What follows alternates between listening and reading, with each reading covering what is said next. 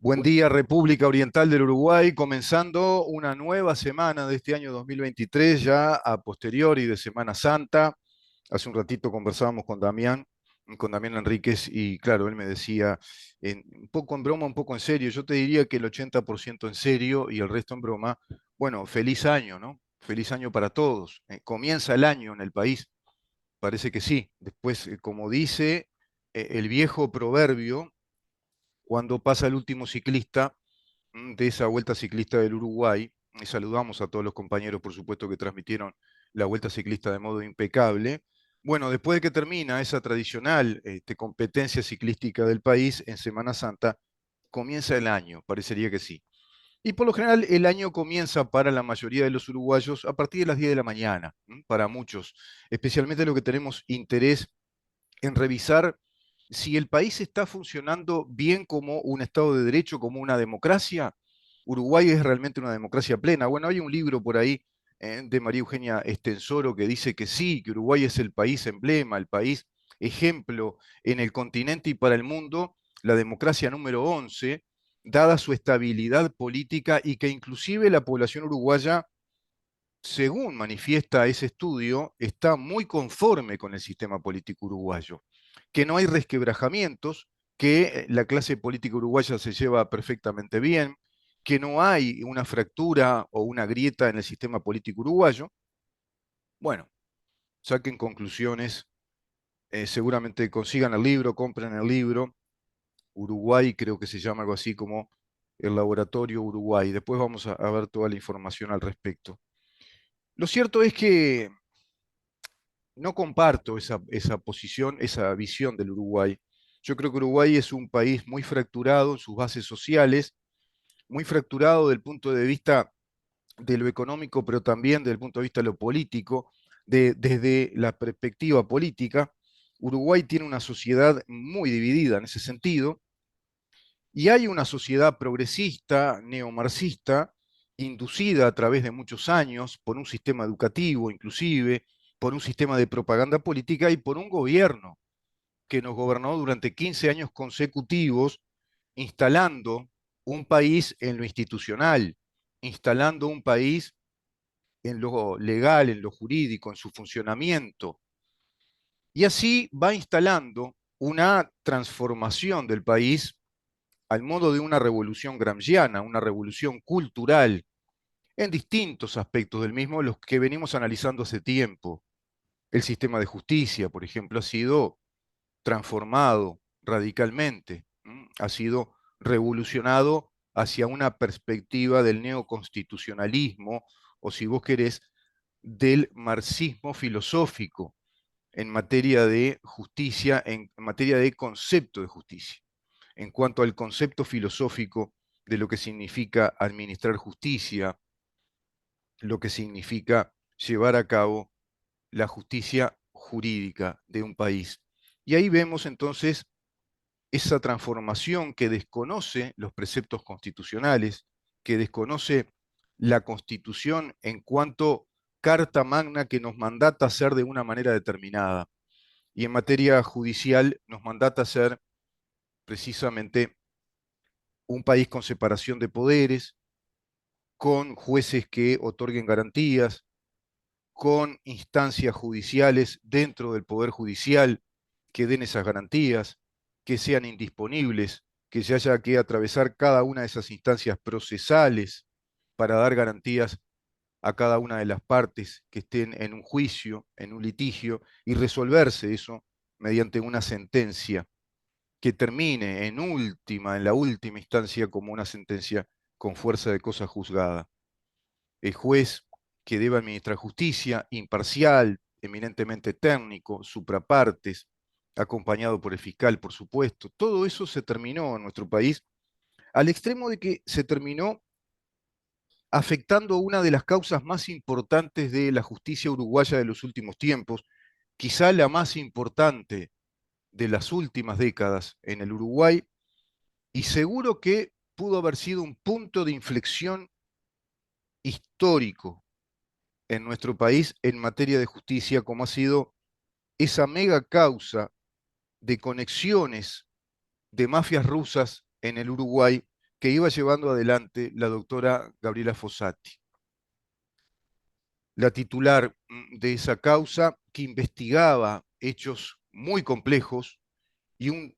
entramado de hechos que daban cuenta de una organización para delinquir operando en el Uruguay, por lo menos desde el año 2013, y a su vez articulada, manejada, digamos que viabilizada a través de una secretaría privada que había instalado aquel presidente del Uruguay llamado José Mujica en el año 2013, instalando esa mesa, esa secretaría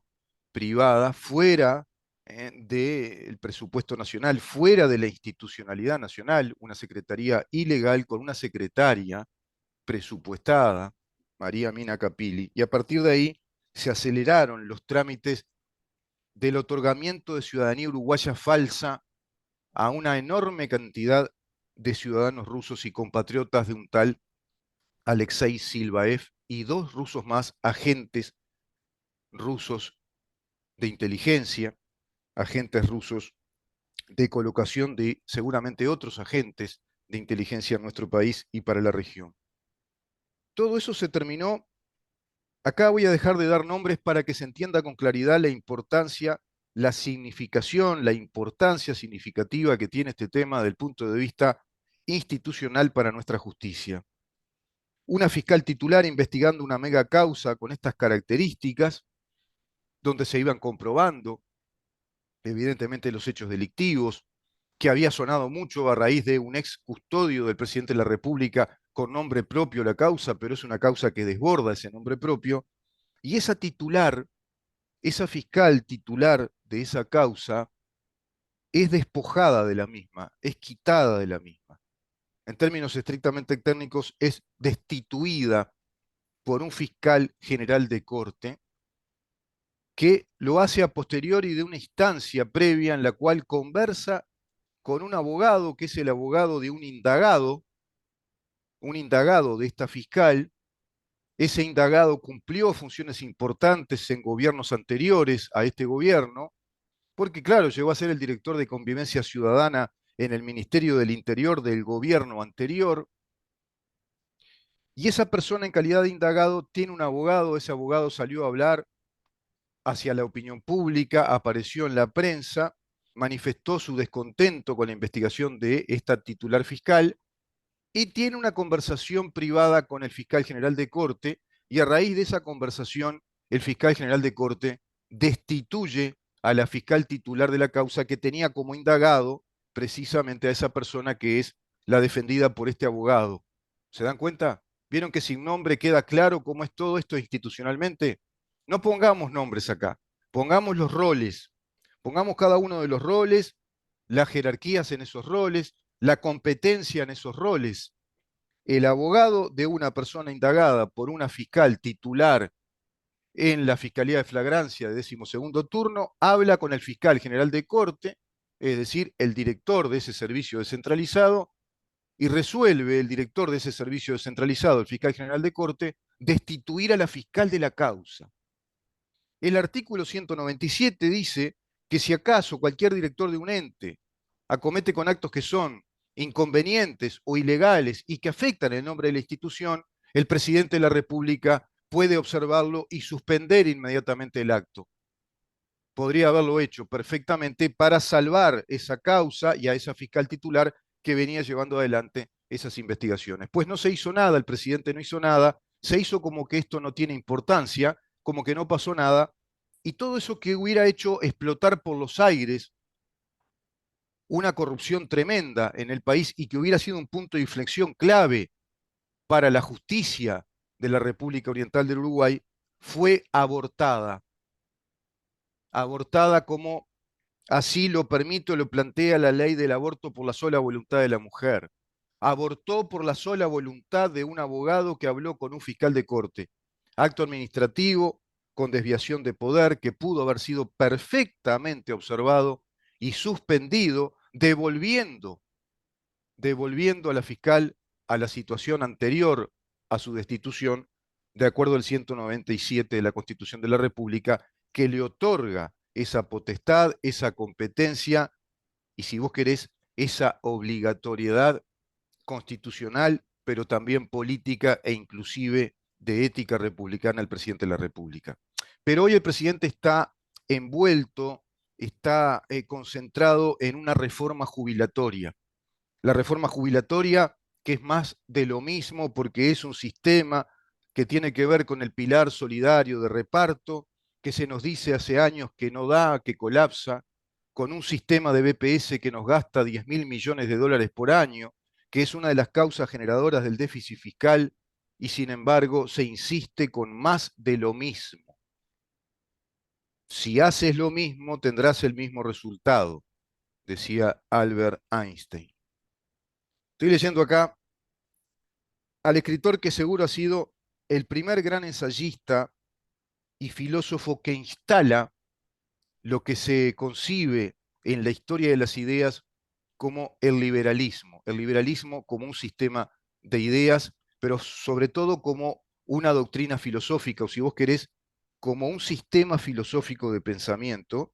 que va a ser la piedra angular de la consagración de los estados modernos, de nuestras democracias contemplativas y protectoras de nuestros derechos, de nuestras libertades individuales. En un momento de su libro, página 68, de este libro que se intitula Ensayos sobre la libertad, libro que él publica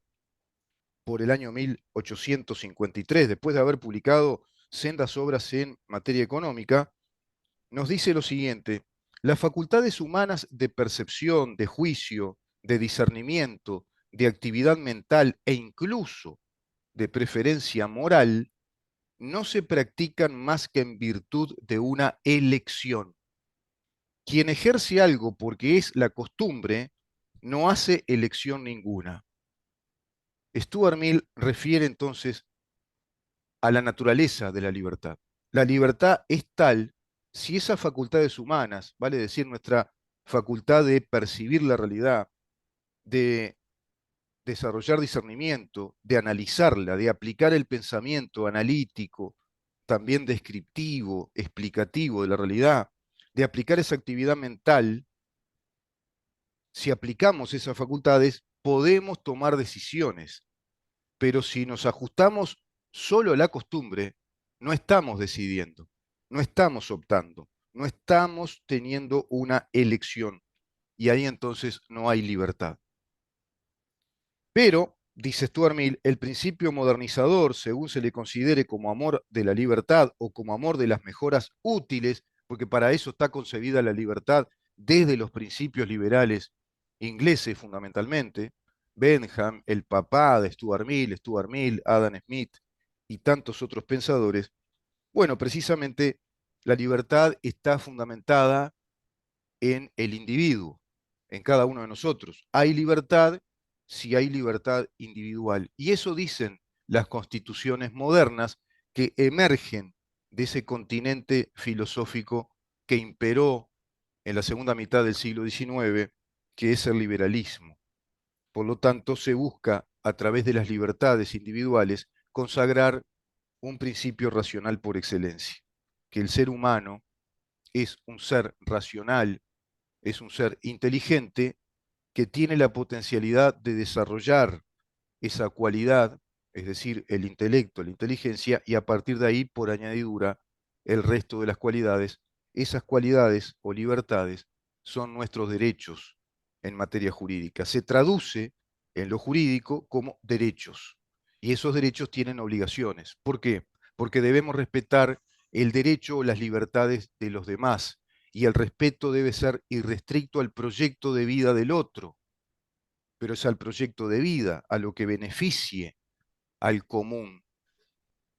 al bien común, el común de todos nosotros. Por lo tanto, la libertad es el ejercicio individual de nuestras facultades y debe estar protegida por ese contrato mayor que es la Constitución. Bueno, en este caso vemos que no se está llevando adelante un proceso legislativo en materia de reforma del sistema de la seguridad social a través de un proceso intelectivo profundo, con razonamientos profundos, con nuevas teorías de los sistemas previsionales, sino que se está llevando un proceso de la costumbre uruguaya del sistema de reparto.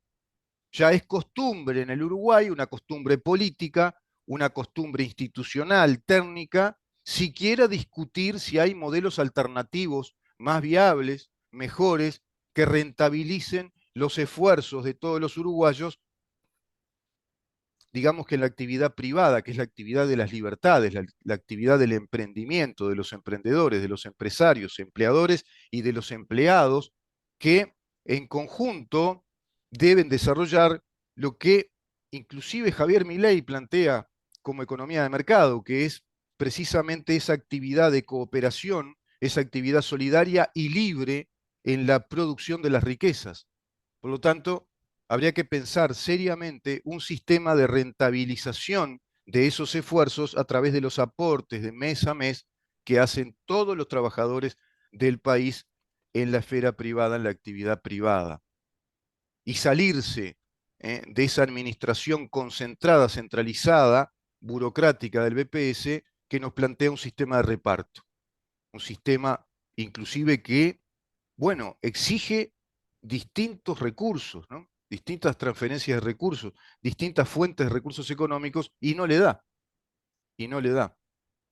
Basta pensar si gran parte de ese dinero, esos miles de millones de dólares, se rentabilizaran, no solo serían beneficio para las personas, evidentemente para cada una de las personas que rentabilicen ese dinero a través de un sistema de capitalización y ahorro, por ejemplo, que sea obligatorio y que esté controlado, fiscalizado por el Estado, evidentemente, y legislado, pero que sea un sistema de capitalización y ahorro hacia una renta vitalicia, por ejemplo,